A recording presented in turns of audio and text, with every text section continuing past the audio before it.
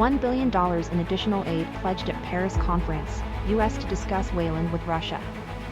Paris, dozens of countries pledged more than $1 billion in additional aid to Ukraine at a conference in Paris on Tuesday, offering short-term support for Ukraine's energy network and other civilian infrastructure as the country faces a difficult winter. The conference, which brings together representatives from 24 international organizations and 46 countries, comes amid sustained Russian attacks on Ukrainian infrastructure that have strained the country's power grid as it heads into winter. Meanwhile, U.S. officials are set to engage with Russia this week on efforts to free Paul Whelan, an American corporate security executive who has been held in Russia for 4 years and is in prison on charges of espionage. The United States tried but failed to secure his release along with that of Brittany Griner, the WNBA star who returned home last week in exchange for Russian arms leader Viktor Bout. Key developments. The pledges are contributions that can be mobilized immediately between now and the winter months, French Foreign Minister Catherine Colonna said in a news conference. The participating countries, which are mostly Western, also included a number of Asian nations, which French President Emmanuel Macron said was tangible proof that Ukraine is not alone. Countries pledged at least $67 million for food and water in Ukraine, $18 million for the country's health sector and $23 million for its transportation networks. Over $440 million of the total aid pledged is expected to be directed to Ukraine's energy network. French officials said the final amount would likely rise.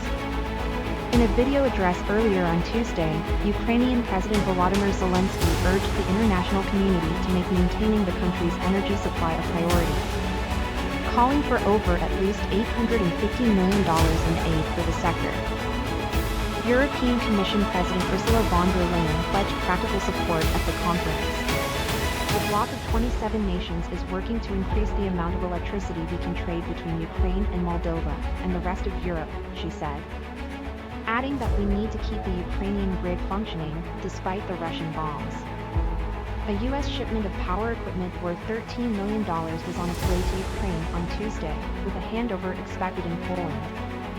As part of the Biden administration's efforts to help rebuild Ukraine's battered electrical grid, 2 additional planes with equipment will depart from the United States this week. U.S. and Russian officials will discuss efforts to free Whelan this week, White House National Security Advisor Jake Sullivan said in a briefing Monday, adding that U.S. officials have been in frequent communication with Russia about securing Whelan's release. We have had regular engagement, of course, along the way, and the next conversation at a high level will take place this week, he said.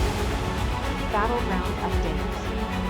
Russian President Vladimir Putin's decision not to hold his annual end-of-year news conference is likely due to increasing concerns about the prevalence of anti-war feeling in Russia and fears that the event could be hijacked by unsanctioned discussion about the special military operation, Britain's defense ministry said Tuesday.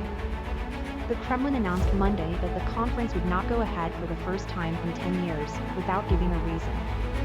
Overnight shelling hit buildings in the central eastern Ukrainian region of Dnipropetrovsk, according to the head of the local administration. Writing on Telegram early Tuesday, Valentin Reznichenko said no casualties were reported but added that dozens of homes were damaged in the city of Nikopol.